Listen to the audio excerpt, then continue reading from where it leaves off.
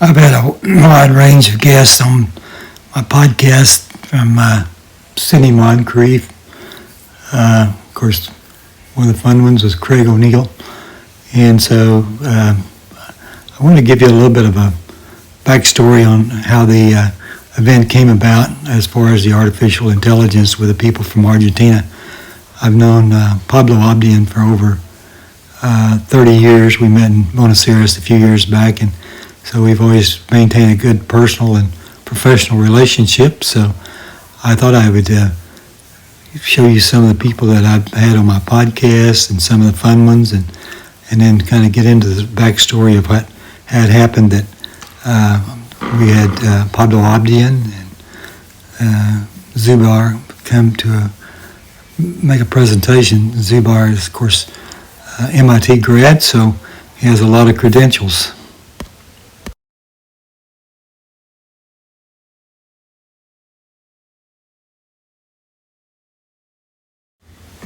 Well, of course, my story is that I'm 81 year old and I have Parkinson's, and I didn't want that to be the primary part of the story, but I had this vision of the people coming in and doing this presentation. So. Well, on March the 4th, there was a great event happened. I think some of you may be aware of the artificial intelligence that we had. We had some experts in from Argentina, and they have a different perspective in the sense that they have some engineers that have done a lot of creative things over the years, whether it's virtual reality or near virtual reality or Internet of Things.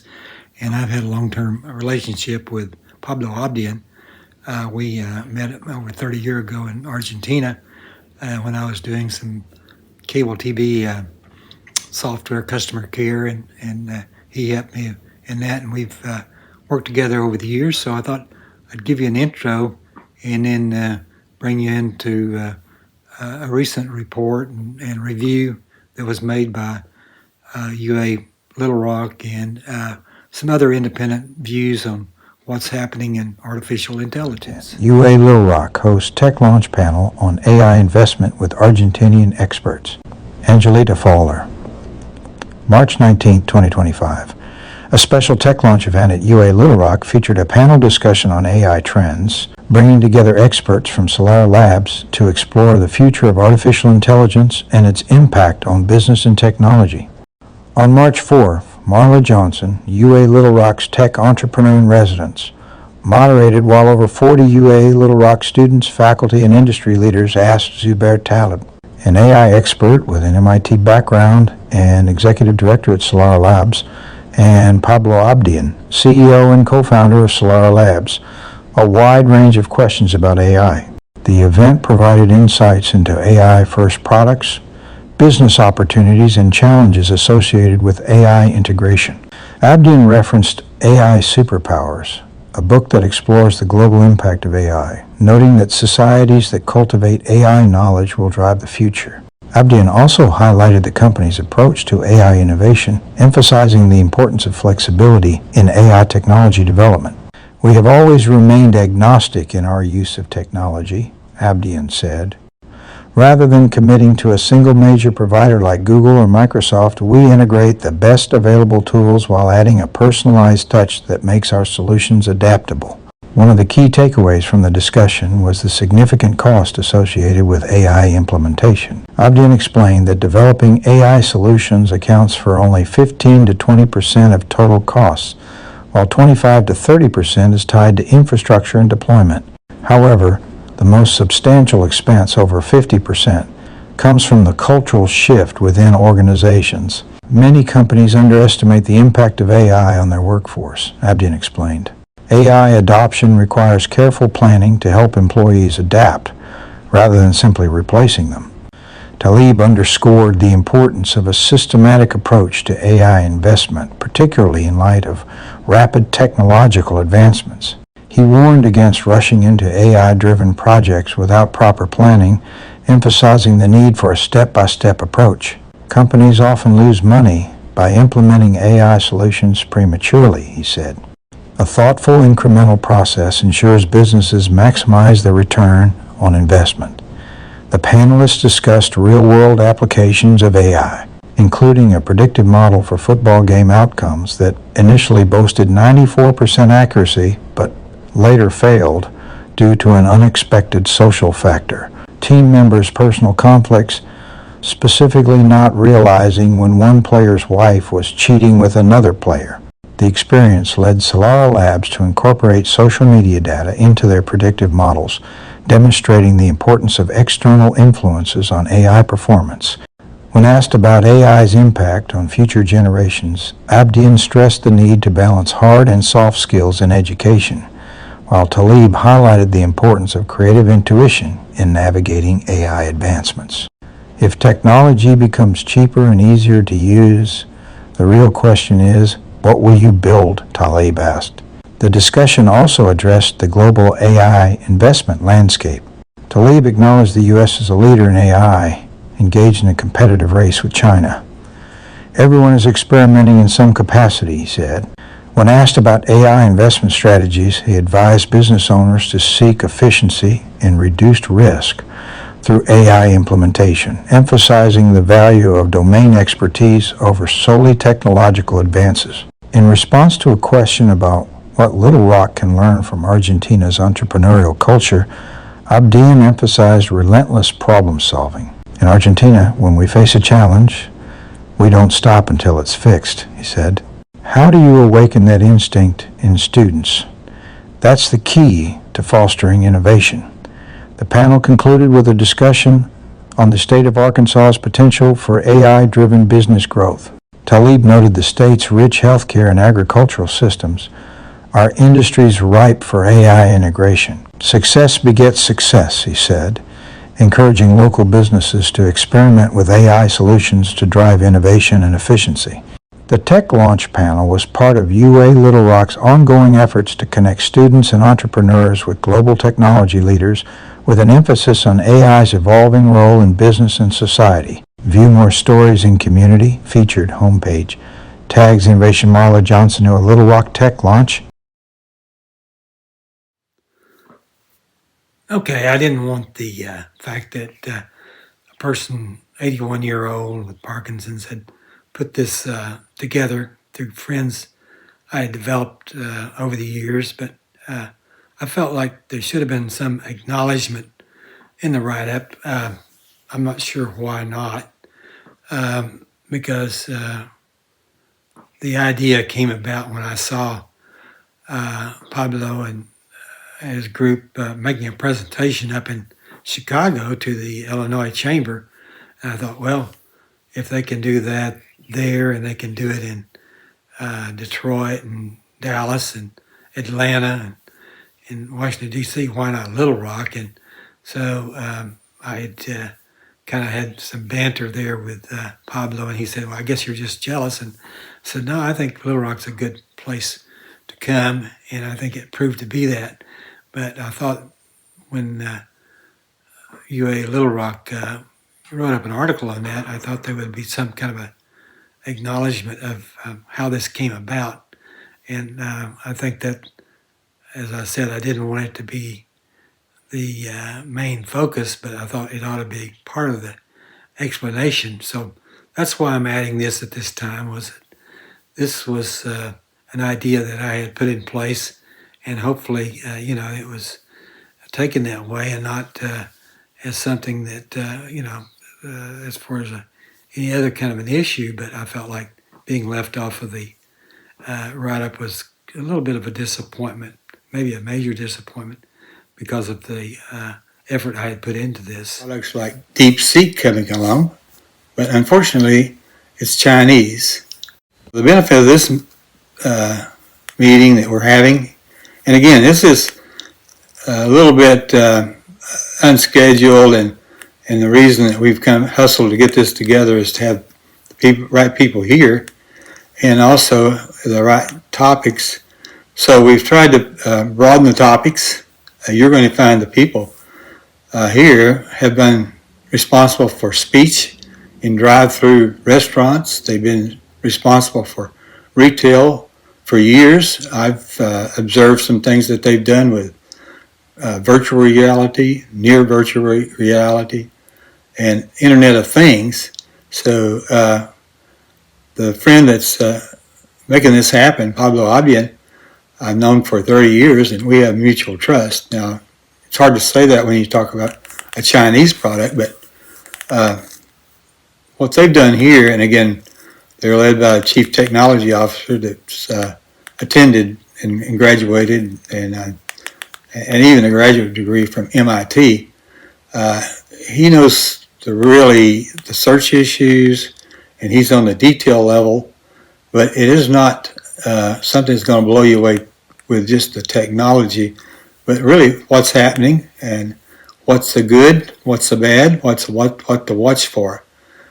You may be surprised at all the interactions you have, and you're probably a little more surprised even of what Walmart's doing. And I wanted to get one from ABC, one from NBC, and then obviously the conversation that we had at the Titans meeting there is really important too. I attended that for a couple of reasons, because I knew he had done international.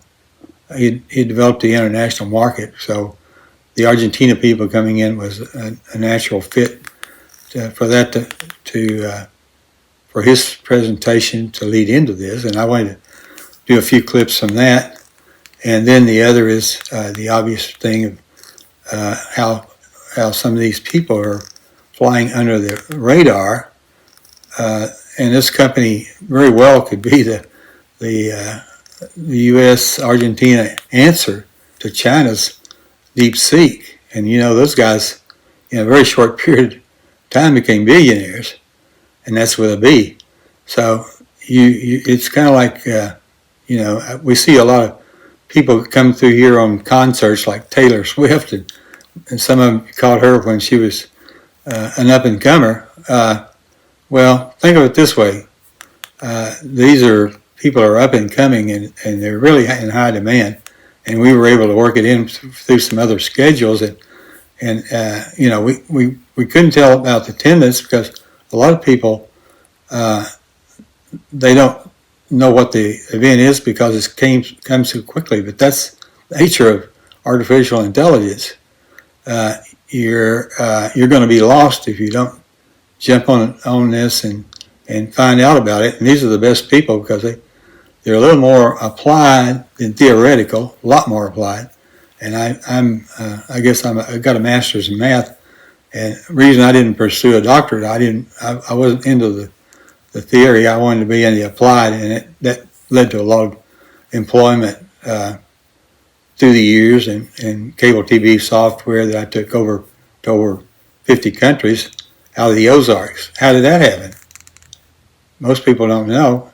It's an interesting story that I've kind of documented in some podcasts as well as on LinkedIn articles. So a lot of things to see and hear here. And again, you can excuse me. I've been diagnosed with Parkinson's since 2016, and I guess since I don't have the tremors, they must be delusional.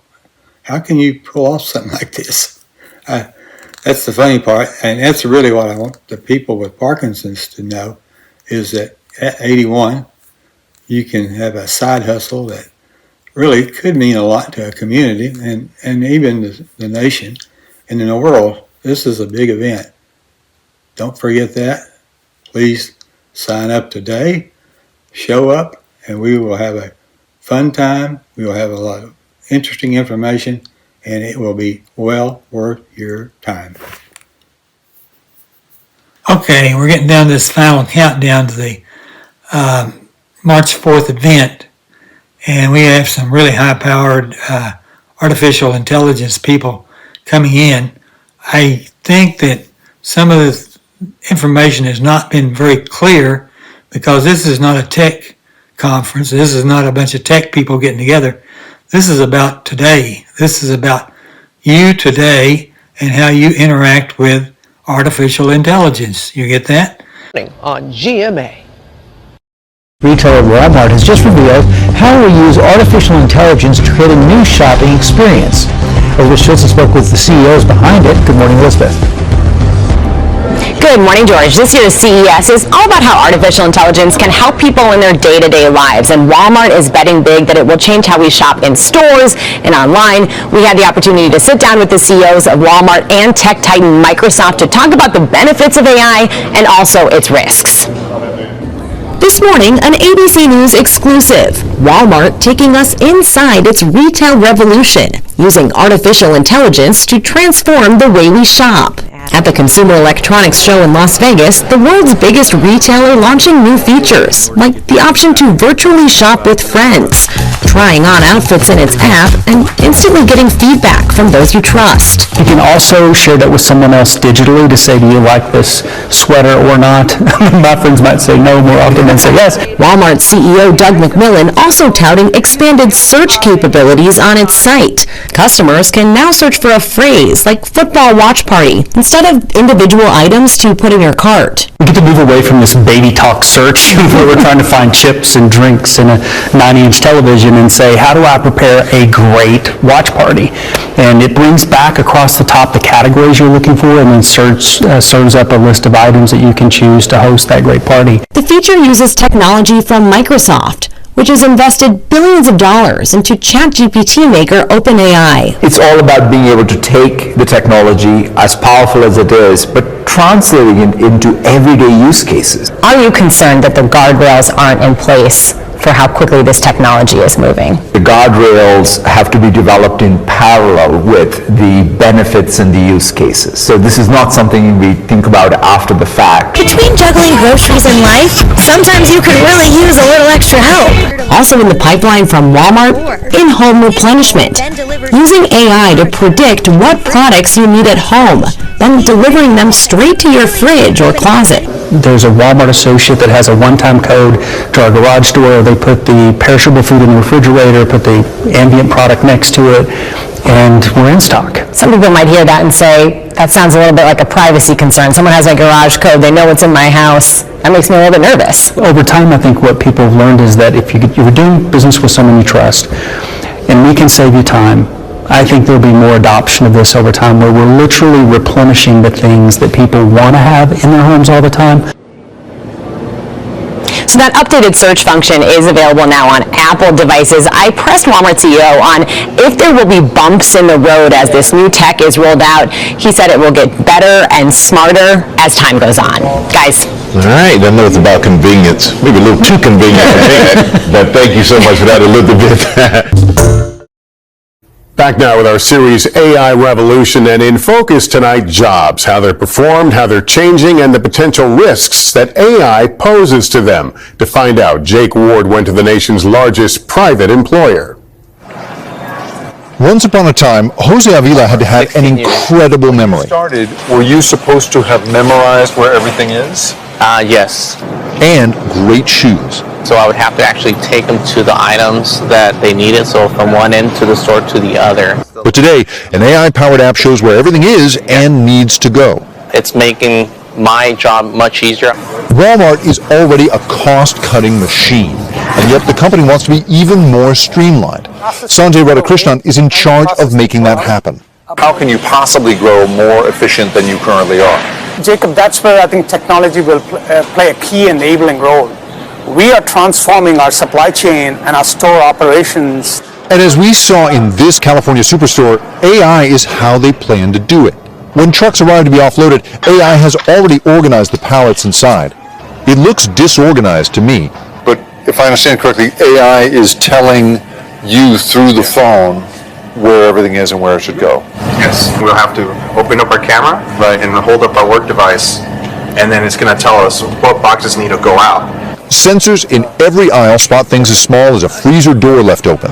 And AI even organizes the shelves. Then we can learn and say, okay, did two facings of this do better than maybe putting another brand in there another flavor in there, right? Walmart is the nation's largest private employer, and what they decide to do when it comes to efficiency sets national standards. So when they decide to adopt AI, it has implications for the whole country. And that, of course, raises a crucial question for workers. Does AI, do you think, forecast a world in which you won't need as many humans in this store? We view technology as helping our associates to evolve physically demanding jobs into more fulfilling, higher skilled job roles. So over time, we believe that we'll be about the same or more number of associates in the company. As a retail worker, can I sort of relax about my job in the future, do you think? No, I don't think that you can. Experts say the number of jobs may remain the same, but people without the right skills won't get them. There are increasing frictions in the workplace such that it is harder for workers to transition from one job to a new job. Avila, the store lead, says workers here are happier in the age of AI. Our head count and our turnover is much better from 2 years ago. Yeah, much better. Now we'll see how working in a world of low prices and high efficiency compares to shopping in one. Jake Ward, NBC News, Gilroy, California. Scholarship to King's College. I probably shouldn't brag, but dag, I'm amazed and astonished. The problem is I got a lot of brains but no polish. I gotta holler just to be heard with every word I drop knowledge. I'm a diamond in the rough, a shining piece of coal, trying to reach my goal. My power of speech unimpeachable. Only 19, but my mind is older. These New York City streets get colder. I shoulder every burden, every disadvantage I've learned to manage. I don't have a gun to brandish. I walk these streets famished. The plan is to fan this spark into a flame, but damn, it's getting dark, so let me spell out the name. I am the A-L-E-X-A-N-D-E-R. We are meant to be a colony that runs independently. Meanwhile, Britain keeps shitting on us endlessly. Essentially, they tax us relentlessly. Then King George turns around, runs a spending spree. He ain't never gonna set his descendants free, so there will be a revolution in this century. Enter me, he says in parentheses. Don't be shocked when your history book mentions me. I will lay down my life if it sets us free. Eventually you'll see my ascendancy, and I am not throwing away my shot. I am not throwing away my shot. And yo, I'm just like my country. I'm young, scrappy, and hungry, and I'm not throwing away my shot. I am not throwing away my shot. I am not throwing away my shot. And yo, I'm just like my country. I'm young, scrappy, and hungry, and I'm not throwing away my shot. It's time to take a shot. I dream of life without a monarchy. The unrest in France will lead to anarchy. Anarchy, how you say? Anarchy. When I fight, I make the other side panicky with my shot. Yo, I'm a tailor's apprentice, and I got y'all knuckleheads and local parentes. I'm joining a rebellion, cause I know it's my chance to socially advance. Instead of sewing some pants, I'm gon' take a shot. But we'll never be truly free until those in bondage have the same rights as you and me. You and I do or die. Wait till I sally in on a stallion with the first black battalion. Never another shot. Geniuses, lower your voices. You keep out of trouble and you double your choices. I'm with you, but the situation is fraught. You've got to be carefully taught. If you talk, you're gonna get shot. Bird, check what we got. Mr. Lafayette, hard rock like Lancelot. I think your pants look hot. Lawrence, I like you a lot. Let's hatch a plot blacker than the kettle calling the pot. What are the odds of God to put us all in one spot? Pop in a squad in conventional wisdom, like it or not. A bunch of revolutionary manumission abolitionists. Give me a position, show me where the ammunition is. Oh, am I talking too loud? Sometimes I get overexcited, shoot off at the mouth. I never had a group of friends before. I promise that I'll make y'all proud. Let's get this guy in front of a crowd. I am not throwing away my shot. I am not throwing away my shot. Hey yo, I'm just like my country. I'm young, scrappy, and hungry, and I'm not throwing away my shot. I am not throwing away my shot. I am not throwing away my shot. Hey yo, I'm just like my country. I'm young, scrappy, and hungry, and I'm not throwing away my shot. Everybody sing! Whoa, whoa, whoa, hey, whoa.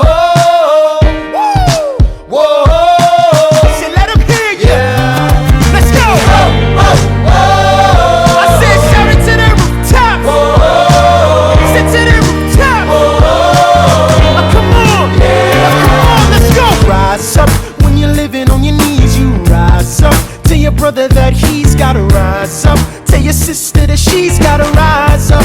When are these colonies gonna rise up? When are these colonies gonna rise up? When are these colonies gonna rise up? When are these colonies gonna rise up? Rise up! I imagine death so much it feels more like a memory. When's it gonna get me? In my sleep, 7 feet ahead of me. If I see it coming, do I run or do I let it be? Is it like a beat without a melody? See, I never thought I'd live past 20.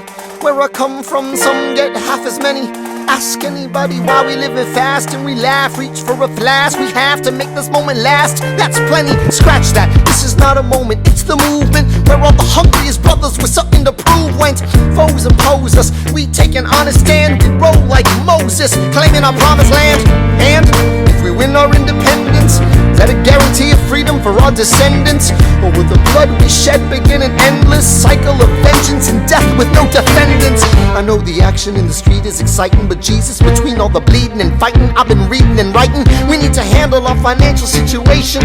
Are we a nation of states? What's the state of our nation? I'm past patiently waiting, I'm passionately smashing every expectation, every action's an act of creation. I'm laughing in the face of casualties of sorrow. For the first time I'm thinking past tomorrow. And I am not throwing away my